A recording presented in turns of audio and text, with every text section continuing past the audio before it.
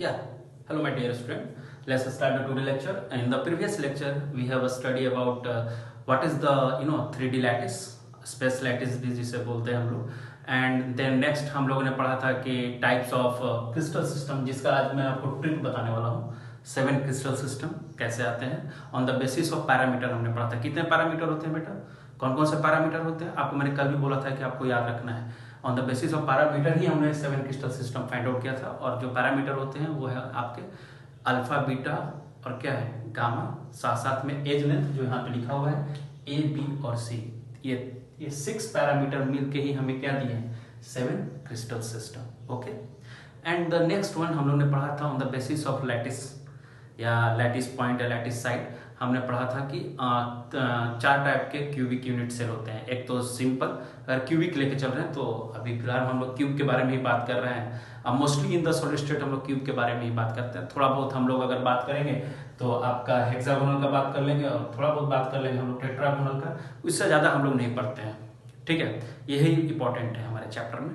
ठीक है, तो हमने पढ़ा था वहाँ पे कि आपका सिंपल क्यूबिक यूनिट सेल, फिर हमने पढ़ा था आपका face centre cubic unit cell, फिर हमने पढ़ा था बॉडी सेंटर यूनिट सेल, फिर हमने पढ़ा था कि एक कहने का मतलब है नेक्स्ट इंड सेंटर या अपोजिट. ठीक है, या चलिए या अल्टरनेट. ओके, अब हम यहाँ पे जो ट्रिक आज हम लोग पढ़ने वाले हैं उसके बारे में बात करते हैं. Trick to remember parameter of 7 crystal system. Okay fine. हमें 7 क्रिस्टल सिस्टम को कैसे याद रखना है, तो देखो यहाँ पे सिस्टम लिखा हुआ है. ठीक है, पिछले क्लास में भी आपने लिखा था. जहां पे आपने लिखा होगा ना, अब उसी को बस वहां पे ये ट्रिक लिख लो. तो मैं यहाँ पे लिखता हूँ ट्रिक. तो ट्रिक में हमें क्या लिख लो, सबका अपना अपना मोनोलॉग होता है. मेरा ये है. ठीक है, तो सी यू है. यहाँ से क्यूबिक से मैं सी यू लिया हूँ, टेट्रागोनल से मैंने टी लिया, ऑर्थोरोम्बिक से मैंने ओ आर लिया है, मोनोक्लिनिक से मैंने एमओ लिया है. ठीक है, ट्राइक्लिनिक से टी लिया है, आपका हेक्सागोनल से एच ई लिया है, और रोम्बोहाइड्रल से मैंने आर लिया है, या इसको ट्राइगोनल भी बोलते हैं. ठीक है, तो मैंने लिखा है क्यूट और मदर. ये फुल फॉर्म क्या होगा, क्यूट और मदर, ये आपको याद रखना है. अब एज लेंथ को कैसे कंपेयर करेंगे सर, एज लेंथ कैसे याद करें सर. चलिए, ये तो आपने बता दिया कि क्यूट और मदर के आधार पर मैं सी यू लिखूंगा तो मेरे दिमाग में स्ट्राइक करेगा क्यूबिक, मैं टी लिखूंगा तो टेट्रागोनल, और लिखूंगा तो ऑर्थोरोम्बिक, एमओ लिखूंगा तो मोनोक्लिनिक, टी लिखूंगा तो ट्राइक्लिनिक, एच लिखूंगा तो हेक्सागोनल, आर लिखूंगा तो रोम्बोहेड्रल. ये तो सर मेरे दिमाग में आ गया. बट सर एज लेंथ को कैसे, यार इसके लिए भी ट्रिक है. तुम फर्स्ट टॉप 2 देखो और लास्ट 2 देखो. ये फर्स्ट है, ये लास्ट, दोनों का एज लेंथ देखो सेम है. A equal to B, B equal to C. यहां भी A equal to B, B equal to C. फिर यहां पे सेकंड वाला देखो, A equal to B, B not equal to C, जो टेट्रागोनल है टी का है. ठीक, तो यहां पे भी आप हेक्सागोनल का देखो, A equal to B, B not equal to C, है कि नहीं. अब यहाँ पे ऑर्थोरोम्बिक का देखो, इन तीनों का ऑर्थोरोम्बिक, मोनोक्लिनिक और ट्राइक्लिनिक, इन तीनों का एज लेंथ क्या है, सेम है. तुम ध्यान दो, इन तीनों का एज लेंथ क्या है, सेम है. किसका, इसका, ऑर्थोरोम्बिक, मोनोक्लिनिक और ट्राइक्लिनिक का. तुम्हें बस ध्यान ये रखना है कि ऊपर के टॉप का 2 ध्यान रखो, उसके आधार पे तुम नीचे का लिख सकते हो. दोनों का ऊपर वाला और सबसे लास्ट वाला का एज लेंथ सेम है. फिर उसके बाद का और सबसे नीचे सेकंड लास्ट का एज लेंथ सेम है. इतना तो हमें याद रहेगा ना. और फिर उसके बाद जो भी आता है उन सबका एज लेंथ क्या है, सेम है, नॉट इक्वल है. Get it. अब चलो आगे बढ़ते हैं. एंगल का, एंगल में भी बहुत इजी है. तुम यहां पे समझो, टॉप थर्ड कहने का मतलब है क्यूट, सी यू टी, और सी यू टी, और मतलब क्यूबिक, फिर टेट्रागोनल और ऑर्थोरोम्बिक. इन तीनों का एंगल क्या है आपका, सेम है, मतलब इक्वल है ना. देख लो, अल्फा बीटा सब बराबर है, इक्वल टू 90 डिग्री, इक्वल है. ओके, अब यहां पे आते हैं नेक्स्ट मोनोक्लिनिक, एमओ. एमओ को तुम देखो, यहां से मैं तुम्हें एक ट्रिक दे रहा हूं. ठीक है, इन सब के लिए मैं यहां पे लिख रहा हूं बी एन. तुम ध्यान देना, बी किसके लिए लिखा है मैंने, एमओ के लिए, मोनोक्लिनिक के लिए. एन किसके लिए लिखा है, ट्राइक्लिनिक के लिए, टी के लिए. फिर यहां पे लिख रहा हूं 2 3, ये एक एड्रेस है, बी एन 2 3. किसी का एड्रेस हो सकता है, ठीक है। तो ध्यान रखेंगे फर्स्ट थर्ड इक्वल, फिर उसके बाद Bn2 3। बी क्यों लिखा हूं, क्योंकि यहाँ पे जो आपका बीटा एंगल है ना वो 90 डिग्री के बराबर नहीं है in the case of monoclinic. सिर्फ अल्फा और गामा ही किसके बराबर है, 90 डिग्री के, ठीक है। अब एन किसके लिए लिखा हूं मैं, ट्राइक्लिनिक के लिए। यहाँ पे ट्राइक्लिनिक में अगर आप देखो तो ना ही अल्फा ना ही बीटा एक दूसरे के बराबर है, ना ही गामा एक दूसरे के इक्वल है, और ना ही ये 90 डिग्री के इक्वल है। अब आते हैं हेक्सागोनल है। हेक्सागोनल में क्या होता है कि दो तो 90 डिग्री के बराबर है, इसलिए मैंने 2 लिखा है कि alpha equal to beta, beta equal to 90 degree, but gamma equal to 120 degree. Okay, अब थर्ड में आते हैं। थर्ड में क्या है कि alpha equal to beta, beta equal to gamma, ये तीनों तो इक्वल है इसलिए थर्ड लिखा है, बट नॉट इक्वल टू क्या है, 90 डिग्री। ये ट्रिक है, आपको ध्यान रखना है। इसी ट्रिक के आधार पे अगर आप मेमोराइज करने की कोशिश करोगे, आपको 1 से 2 दिन लगेगा, ज्यादा से ज्यादा आप उसको मेमोराइज करोगे। यहाँ पे एग्जांपल भी सबका लिखा हुआ है, क्यूबिक का NaCl लिखा है मैंने, फिर आपका टेट्रागोनल है, ठीक है, क्यूट टेट्रागोनल है। उसके बाद क्या है, और क्या एग्जांपल, क्या ऑर्थोरोम्बिक का क्या एग्जांपल है, KNO3। देखो मैंने खुद मेमोराइज किया है, तो आप भी ऐसे कर सकते हैं। क्यूट हो गया, और हो गया। अब क्या आता है, एम का मतलब क्या है, मोनोक्लिनिक है कि नहीं, उसका एग्जांपल CSO4 है, ठीक है। फिर T है ट्राइक्लिनिक, उसका एग्जांपल CuSO4.5H2। फिर उसके बाद क्या है, मदर का था H का मतलब क्या हुआ, हेक्सागोनल, उसके लिए क्या है, ग्रेफाइट, ठीक है। उसके बाद R है रोम्बोहेड्रल, उसके लिए क्या है एग्जांपल, CaCO3। ये सब आपको ध्यान रखना है, ये आप नोट डाउन कर लिए। 1 मिनट आपको टाइम दे रहा हूं, just write down. Okay, write down fast. आपको कोई भी डाउट हो, याद रखना है ये सब चीजें यहां से हमेशा इन द, चाहे वो मेंस IIT हो या एडवांस भी क्यों ना हो, या नीट हो या 12 बोर्ड हो, चाहे वो कोई सा भी बोर्ड है, NCERT हो, ICSE हो, ये या किसी भी स्टेट का बोर्ड हो, वहां यहां से एक क्वेश्चन जरूर आते हैं, ठीक है। अब मैं इसको रब कर देता हूं। थैंक यू, आपने राइट डाउन कर लिया होगा, नोट कर लिया होगा। ओके, चलिए अब नेक्स्ट हम लोग आज थोड़ा बहुत डेरिवेशन भी देखेंगे, ठीक है ना। कुछ चीजें आज पढ़ेंगे, थोड़ा आगे बढ़ाएंगे सिलेबस को।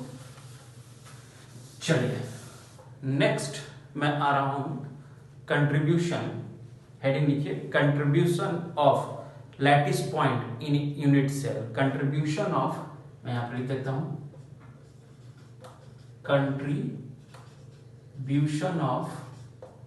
contribution of lattice point in unit cell, ठीक है। Contribution of lattice point in unit cell. चलिए, contribution of lattice point in unit cell, okay fine. अब हमें कंट्रीब्यूशन देखना है लैटिस पॉइंट का यूनिट सेल में। तो अभी हमने क्यूबिक यूनिट सेल ही पढ़ा है फिलहाल, तो हम उसी के बारे में पढ़ते हैं।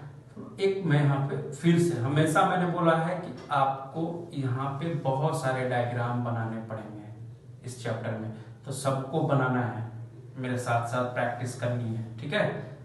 या फांकी नहीं मारनी है, एकदम बनाना है डायग्राम, चाहे आप कोशिश करें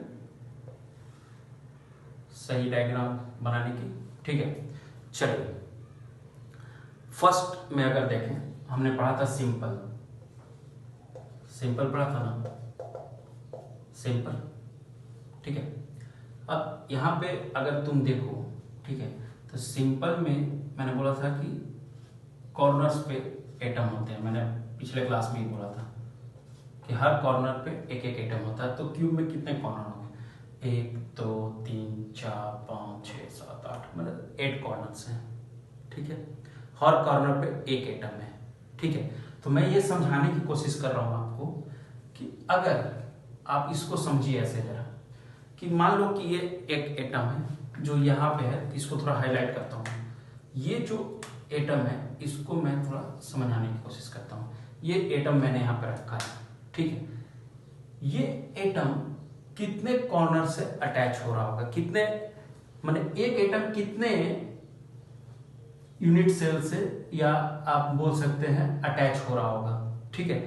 कितने में कंट्रीब्यूट कर रहा होगा, एक एटम कितने यूनिट सेल में कंट्रीब्यूट कर रहा होगा, वन एटम कितने यूनिट सेल में कंट्रीब्यूटिंग कर रहा होगा। तो आप विजुलाइज करो, ठीक है ना। इधर भी एक आप ऐसे देखो ना, यहां पे है तो एक इधर भी होगा यूनिट सेल, एक सामने में होगा, ठीक है। एक जस्ट कहां होगा, पीछे में होगा। एक जस्ट कहां होगा, इधर को होगा। तो कहने का मतलब है सिर्फ बॉटम पे ये चार है।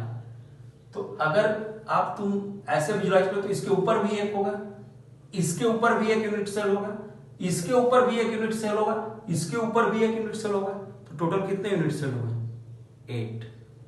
इसका मतलब है कि हम यहां पे लिखेंगे कि वन एटम, ऐसे लिखेंगे one atom contributing equally, one atom contributing equally in 8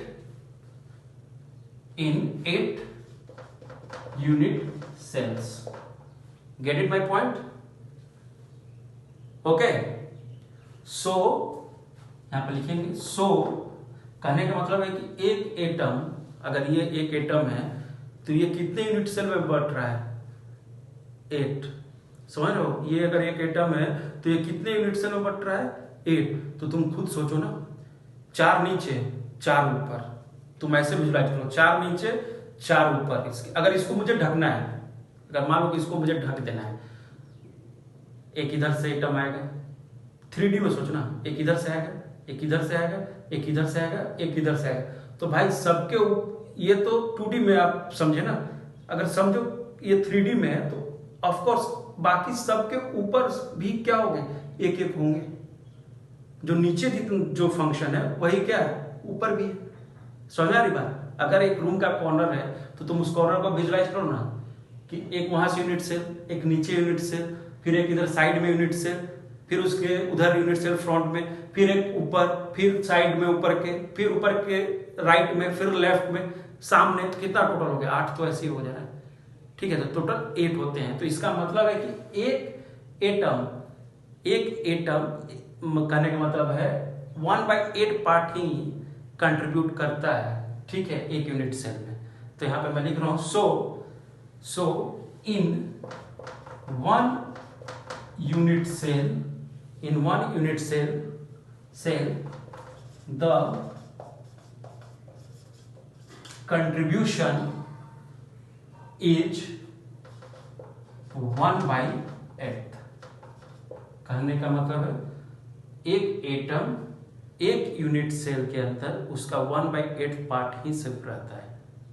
समझ आ रहा है, एक एटम, ये जो एक एटम है इसका 1/8 पार्ट ही इस यूनिट सेल में होगा, बाकी इधर एक यूनिट सेल हो सकता है, इसी की तरह सेम इस क्यूब की तरह यहां भी फ्रंट में भी एक होगा, एक इधर हो सकता है, एक यहां हो सकता है। वैसे ही इन सब का ऊपर में भी अरेंजमेंट होगा।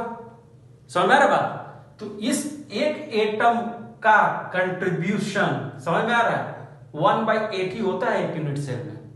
क्लियर है, ओके, गुड, वेरी गुड। और हमें ये ध्यान रखना है कि in the simple unit cell कितने एटम होते हैं कॉर्नर्स पे, 8। ये भी ध्यान रखना है, ठीक है। चलिए अब नेक्स्ट चलते हैं, ये उतार लो, फिर मैं आगे बढ़ता हूं।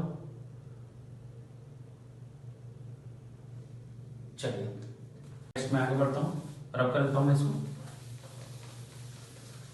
थोड़ा सा आप डायग्राम बनाने की कोशिश करें, बार बार मैं बोल रहा हूं, इससे विजुअलाइजेशन ज्यादा होगा।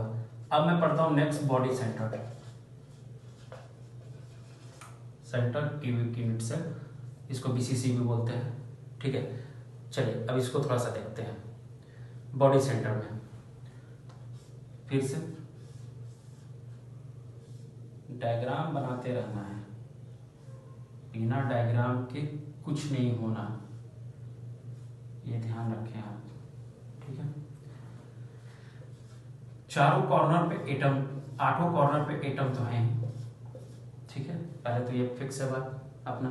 और हमने पढ़ा है कि एक एटम का 1/8 पार्ट ही कंट्रीब्यूशन होता है एक यूनिट सेल में, ठीक है। यहाँ पे एक आपका बॉडी सेंटर पे भी एक क्या है आपका एटम है, एक आपका बॉडी सेंटर पे भी एटम है, और उसको आप यहाँ पे दिखाओ, ठीक है। चलो अब थोड़ा सा इसको समझते हैं कि अगर यहाँ पे है, ठीक है, तो अगर इसको विजुलाइज करें, ठीक है, तो कंट्रीब्यूशन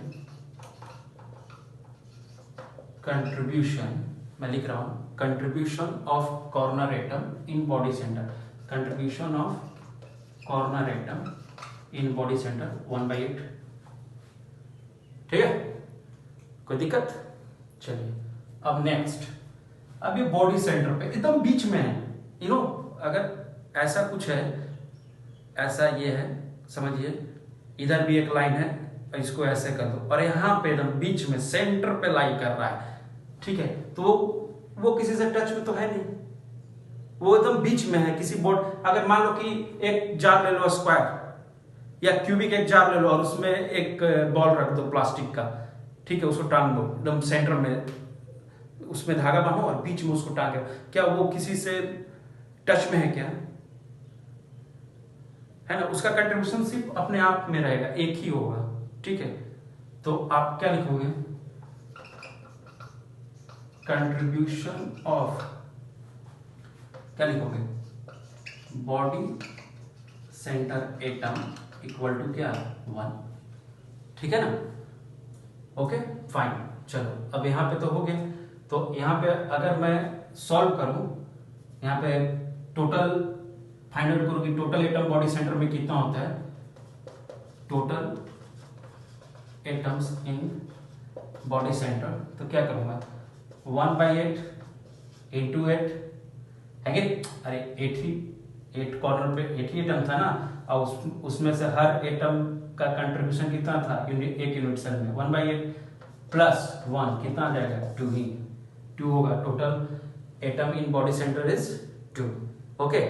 अब नेक्स्ट चलते हैं, नेक्स्ट अब हम देखते हैं,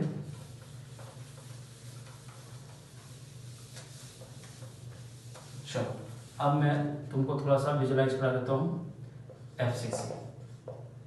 चलो फेस सेंटर,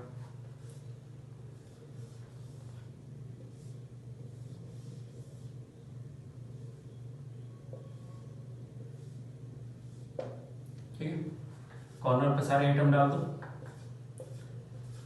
ठीक है, तो यहाँ पे लिख देता हूँ, कॉर्नर का तो हमें याद है, contribution of corner atom, CL या फुल फॉर्म में लिख देता हूँ, नहीं तो कंफ्यूज हो जाएगा, कॉर्नर एटम इक्वल टू क्या, 1/8, ठीक है। अब कंट्रीब्यूशन ऑफ फेस सेंटर, अगर फेस सेंटर पे कोई एटम है तो उसका कितना कंट्रीब्यूशन है, ठीक है, इन द यूनिट सेल, तो तुम ये समझो कि ये फेस है, ये दीवार एक फेस है, यहाँ पे मैंने एक डॉट मारा या ये बॉल लिया है, क्या लगता है, ये पीछे भी तो एक दीवार है, ये पीछे भी तो एक फेस है, ये अगर एक फेस है तो इसके पीछे भी तो एक फेस है, तो इसका मतलब है कि ये जो एटम है ये इस दीवार के पीछे भी है और इस दीवार के इधर भी, मतलब हाफ हाफ कंट्रीब्यूशन है दोनों साइड, मतलब एक एटम जो कि फेस पे है वो बोथ फेसेस पे आपका विजुलाइज होगा हाफ हाफ, तो इसका मतलब है कि कंट्रीब्यूशन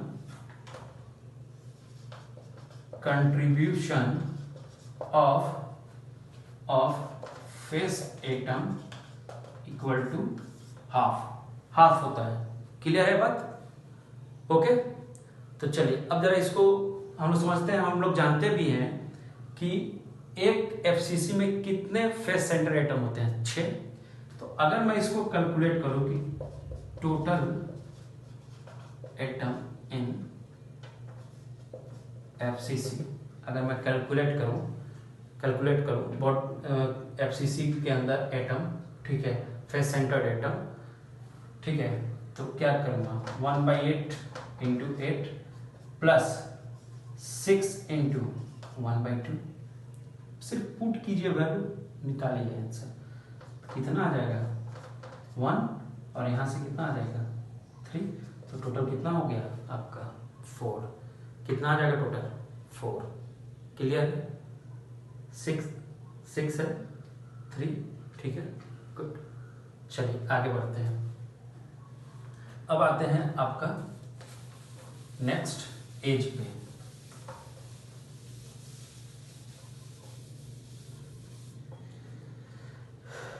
ठीक है, चलिए एज सेंटर एटम, इसको भी थोड़ा सा देख लेते हैं। ये सब ध्यान रखना है क्योंकि ये सब हम लोग अभी यूज करने वाले हैं। चलो यहाँ कॉर्नर पे तो एटम है, ठीक है। एक मैं यहाँ पे भी एटम डाल देता हूँ, एज पे, ठीक है। इस एज पे मैं एक एटम डाल देता हूँ, ठीक है, कोई नहीं। इस एज पे एक मैं एटम डाल देता हूँ, ठीक है। इस एज पे मैं एक एटम डाल देता हूँ, ठीक है। तो आपका क्या होगा, अगर आप ध्यान दो यहाँ पे, इस एज पे जो मैंने एटम डाला है, ठीक है, इसका कंट्रीब्यूशन अगर तुम देखो कि एज पे जो रहता है उसका कंट्रीब्यूशन कितने में कंट्रीब्यूट हो गए, ये 1/4 कंट्रीब्यूशन होता है। एज पे जो एटम रहता है ना उसका 1/4 होता है। कारण है कि तुम एज अगर समझो, ये एज है, ठीक है, एज एक ऊपर, मेमोराइज करो, एक ऊपर एक नीचे, समझ लो, एक इधर से भी आएगा सामने से भी, और एक इधर से भी आएगा, ठीक है। तो टोटल कितना एज एक साथ जुड़ सकते हैं, ठीक है। समझ में आ रही बात कि एक एटम का कितना कंट्रीब्यूशन हो सकता है, 1/4। तो contribution of edge atom equal to 1/4, ठीक है। एज में कितना कंट्रीब्यूशन हो सकता है, 1/4। कोई दिक्कत? चलो ध्यान रखना। अब एक और लास्ट है, उसको भी पढ़ लेते हैं। इंड सेंटर, ये ऐसा पूछता नहीं है, बहुत रेयर पूछता है। इंड सेंटर एटम, ठीक है, या इंड सेंटर यूनिट सेल के बारे में। एज सेंटर एटम पढ़ लिए, अब हम लोग इंड सेंटर का पढ़ रहे हैं, ठीक है। अब यहीं से इसी डायग्राम से मैं इसको हटा देता हूँ।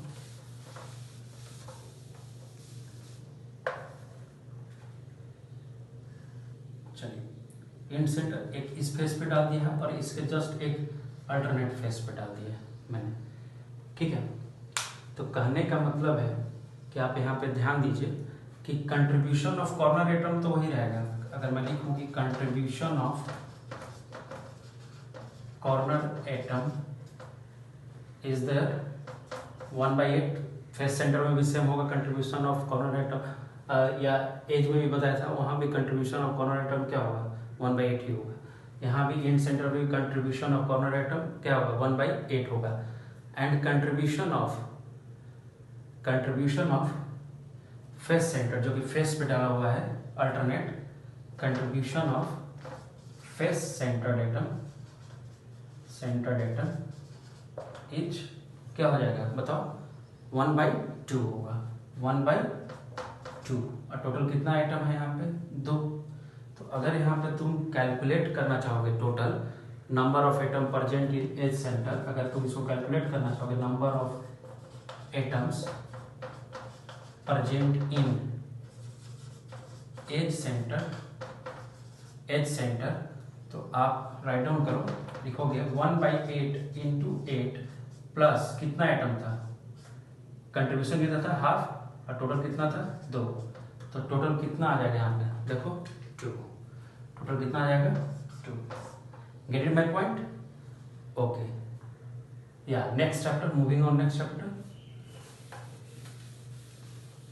या contribution of lattice point in a unit cell, अभी हम लोगों ने पढ़ा है, सब चीज देख लिया कि भाई फेस पे जब एटम होता है तो उसका क्या कंट्रीब्यूशन है। फिर हमने देखा बॉडी सेंटर का कंट्रीब्यूशन, जो बॉडी सेंटर पे जो एटम होता है उसका क्या कंट्रीब्यूशन है। हमने सिंपल का भी देखा, सिंपल का हर लोग जानता है कि हर कॉर्नर पे एक एक एटम होता है, तो टोटल कितने कॉर्नर है, 8। बट एक एटम का 1/8 ही पार्ट हर यूनिट सेल में होता है, याद रखना है, ठीक है। फिर से हमने एज का भी देखा है, ओके। फिर से आपका एंड सेंटर भी देख लिया है हमने, ठीक है। अब हम लोग थोड़ा सा क्या चीजें हमें याद रखनी है वो हमें यहाँ पे मैंने लिखा हुआ है, ठीक है। और मैंने हेडिंग दिया है, आप इसका नाम मैंने रखा है ध्यान की बात या रिकैप।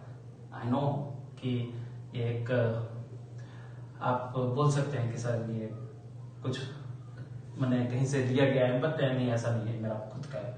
और आप यहाँ पे ध्यान दें, यहाँ पे मेरा फर्स्ट पॉइंट जो लिखा है क्यूब है, यहाँ पर हमेशा कंफ्यूजन होता है और ये चारों पॉइंट आपको याद रखने।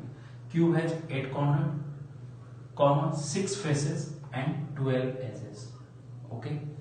Second point, contribution of corner lattice point, contribution of corner lattice point equal to 1/8। ये अभी मैंने बताया कि जो भी आपका कॉर्नर पे एटम होता है, ठीक है, इन द क्यूब लैटिस, ठीक है, वहां उसका जो कंट्रीब्यूशन होता है वो 1/8 होता है। Next, contribution of face centre lattice point equal to 1/2, ठीक है। सिंपल में कॉर्नर पे 1/8, चाहे वो कहीं भी रहे, ठीक है। Next, contribution of edge centre lattice point equal to 1/4, okay. Get it my point. इसको आप राइट डाउन कर लीजिए जितना जल्दी हो सके, ठीक है, जल्दी, 1 minute I will give you, just write down. हमें मेमोराइज रखना है, in the cube has 8 corner, 6 faces, 12 edge, and second point, contribution of corner lattice point is 1/8।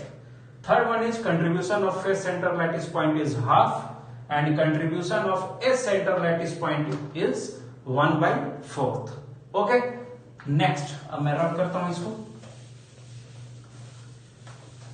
चलिए, अब थोड़ा अभी हमने सारा कंट्रीब्यूशन वगैरह देख लिया है सब में, चाहे वो सिंपल क्यूबिक हो, चाहे बीसीसी हो, बॉडी सेंटर हो, चाहे एफसीसी हो, चाहे इंड सेंटर हो, चाहे एज का हो कि एज पे कोई एटम है तो उसका कितना कंट्रीब्यूशन होगा, ठीक है ना।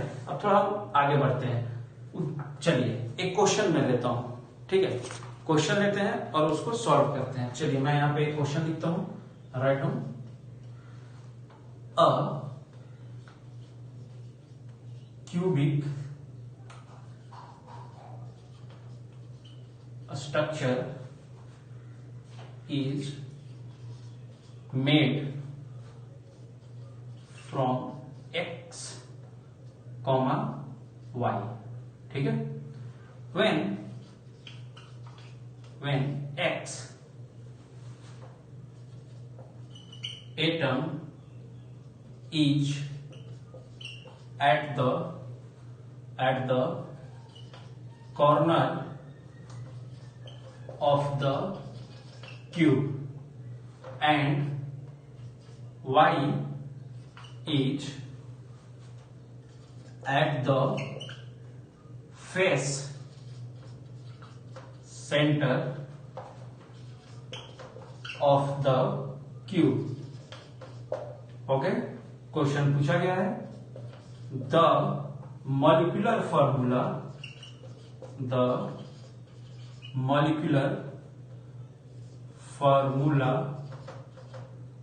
of the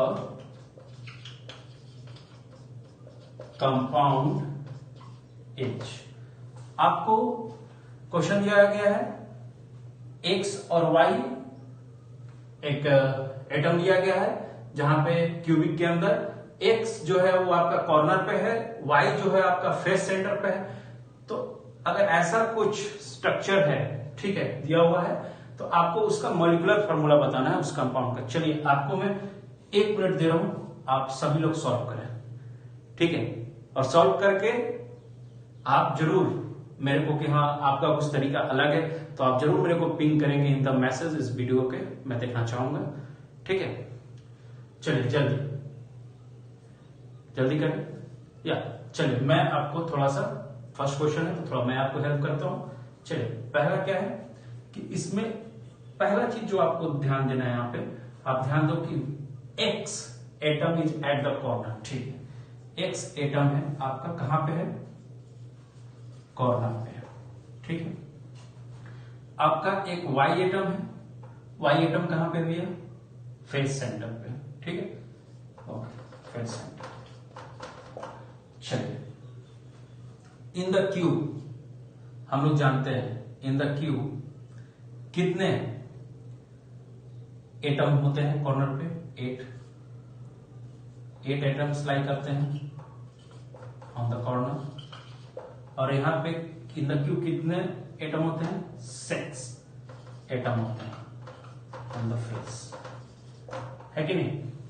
तो चलिए अब कैलकुलेट करता हूं, कितना कंट्रीब्यूशन होता है एक एटम का 1/8 पार्ट में, तो 1/8 इंटू क्या हो जाएगा 8, ठीक है। यहां पे कितना हो जाएगा, एक एटम जो कि फेस पे है उसका कंट्रीब्यूशन कितना होता है एक फेस पे 1/2, तो क्या हो जाएगा हमारा 1/2 इंटू 6। तो अगर आप इन दोनों को सॉल्व करोगे तो यहां तो 1 आ रहा है और यहां पे कितना आ रहा है 3, तो मॉलिक्यूलर फॉर्मूला आपका कितना हो जाएगा, अगर आप इसको सॉल्व करें तो आपको क्या होगा XY3, जो मॉलिक्यूलर फॉर्मूला हो जाएगा वो क्या हो जाएगा XY3। This is the simplest form, simplest ratio, तो मॉलिक्यूलर फॉर्मूला हमारा क्या है XY3। हमेशा याद रखना, बस सिंपल है, यहाँ पे फंडा एकदम सिंपल है, याद रखो। जब भी ये क्वेश्चन आते हैं इस तरह के बहुत सारे क्वेश्चन आएंगे, ठीक है। मैंने एक्स और वाई लिया है, मैंने कोई कंपाउंड का नाम नहीं दिया। अगर मान लो यहाँ पे कोई कंपाउंड का नाम दे देता, ठीक है, यहाँ पे एक्स की जगह हाइड्रोजन ले लेता, ठीक है, और आपका वाई की जगह क्लोरीन ले लेता, तो एक कोई केमिकल फॉर्मूला बन जाता है। ये समझ में आ रहा बात ना। तो बस इतना ही चेंज होगा, बाकी सब चीज सेम रहने वाले हैं। इसी टाइप का क्वेश्चन आते हैं और बस कुछ नहीं करना है, हमें पुटिंग करना है, हमें बस एनालिसिस करना है कि हाँ भैया क्यूबिक में कॉर्नर पे 8 एटम होते हैं, ठीक है, और हर एटम का कंट्रीब्यूशन किसी भी इन द लैटिस 1/8 ही होता है, क्योंकि एक एटम 8 यूनिट सेल से सराउंडेड रहता है। तो एक यूनिट सेल के अंदर वो सिर्फ 1/8 ही पार्ट उसका रहता है, ठीक है। फेस में अगर हम बात करें तो एक आपका क्यूब के अंदर कितने फेस होते हैं 6 होते हैं, और एक फेस का आपका अगर कंट्रीब्यूशन बोले, ठीक है, तो 1/2 होता है, तो 1/2 इंटू 6 तो 3 आ गया आपका, क्या आ रहा है XY3। चलिए अब एक नेक्स्ट क्वेश्चन राइट डाउन, मैं इसको रब कर देता हूं, नेक्स्ट क्वेश्चन पे चलते हैं। चलिए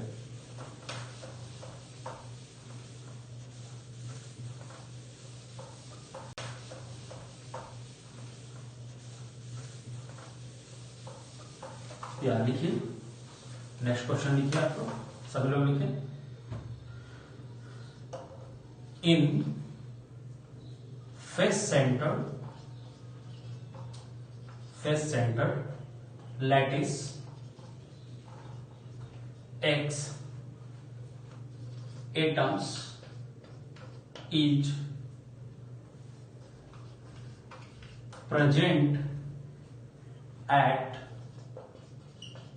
corner and Y atom at face center, then the molecular formula of compound would be if one X atom is missing from corner, ठीक है। अब इस क्वेश्चन में देखें, in F centred lattice, in F मतलब face centred lattice X atom is present at corner and Y atom at face centre, ठीक है, वो जो पीछे क्वेश्चन में था। Then the molecular formula of compound would be if, यहां से क्वेश्चन थोड़ा चेंज है, if one X atom is missing from corner. बस आपको यहां पे थोड़ा सा ध्यान देना है, जल्दी बनाइए, आपको 1 सेकंड का टाइम मैं दे रहा हूं, आप जल्दी बना लीजिए, ठीक है। चलिए आई थिंक आप लोगों ने सॉल्व किया होगा बहुत लोगों ने। चलिए मैं बताता हूँ। अब वो चाहे बॉडी सेंटर्ड हो या फेस सेंटर्ड हो, हम मेरे पास तो दिया हुआ है क्यूबी है, तो मेरे पास तो पहले से डाटा दिया हुआ कि एक्स एटम है, ठीक है। एक्स एटम जो है वो कहाँ पे है आपका, कॉर्नर पे है, कॉर्नर एटम से, ठीक है। फिर कॉमन वाई क्या है आपका, फेस एटम है, फेस एटम से, ठीक है। चलिए अब थोड़ा इसको समझना है। तो यहां पे ध्यान देना है, हमें पता है कि 8 कॉर्नर है तो 8 एटम्स है, बट यहाँ पे एक मिसिंग है, तो यहाँ पे इसका मतलब कितना ही है, कितना एटम है कॉर्नर पे, मात्र 7 एटम्स है। तो इसका मतलब है कि यहाँ पे क्या लिखेंगे, 1/8 इंटू 7, ठीक है। कंट्रीब्यूशन तो 1/8 में होगा, बट प्रेजेंट एटम कितना है, मात्र 8 ही है, क्योंकि एक कॉर्नर से एटम जो होना चाहिए वो नहीं है। तो 1/8 इंटू 7, और यहाँ पे तो कुछ भी चेंज नहीं है, तो यहाँ पे हम लिखेंगे 6 एटम होता है फेस पे, एटम ऑन फेस। तो इसका जो कंट्रीब्यूशन होता है वो 1/2 होता है, तो 1/2 इंटू 6। अगर आप इसको सॉल्व करोगे, तो यहां से आएगा मेरे को 7/8 एक्स का, ठीक है। और इसका कितना आ जाएगा, 3। तो अगर हम रखें फॉर्मूला के अंदर, तो ये क्या हो जाएगा, x 7/8 और y 3। ये मॉलिक्यूलर फॉर्मूला आएगा, x 7/8 और y 3। तो आप जानते हो कि ऐसा फॉर्म थोड़ा सा लेंदी लगते हैं, तो हम इसको थोड़ा सिंप्लीफाई कर देते हैं, सिंपल फॉर्म में लाते हैं। तो क्या करूंगा मैं यहाँ पे, सिंपली कुछ नहीं, मल्टीप्लाई कर देता हूँ 8 से, तो क्या हो जाएगा, x 7 और y कितना हो जाएगा, 24। तो ये सिंप्लीफाइड फॉर्म में हो गया। तो ये आपका मॉलिक्यूलर फॉर्मूला है। ओके, चलिए मिलते हैं नेक्स्ट लेक्चर में। Thank you.